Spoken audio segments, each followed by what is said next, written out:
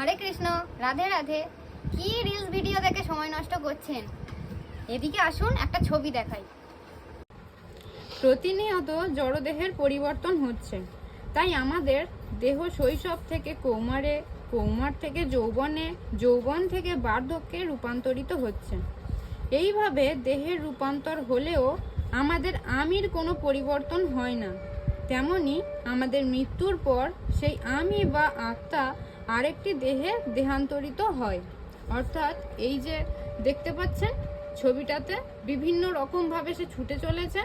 একবার কুমার থেকে যৌবন, যৌবন থেকে বার্ধক্যে, এইভাবে ছুটে চলেছে। এরকম প্রতি জন্মে আমরা এইভাবে নিরন্তর ছুটে চলেছি। আমাদের ছোটার কোনো শেষ নেই। যতক্ষণ না আমরা কৃষ্ণ ভাবনামৃত হই, আমরা কর্মবন্ধন থেকে মুক্ত হই, ততক্ষণ পর্যন্ত আমাদের ছোটার কোনো শেষ নেই। এই জড় জগতে এক দেহ থেকে আর এক দেহে কেবলমাত্র ছুটেই চলেছি আর পরিশ্রম করে যাচ্ছি কেবলমাত্র গাধার মতো। তো এই ছবিটা দেখে এটাই বোঝানোর উদ্দেশ্য ছিল। হরে কৃষ্ণ, রাধে রাধে।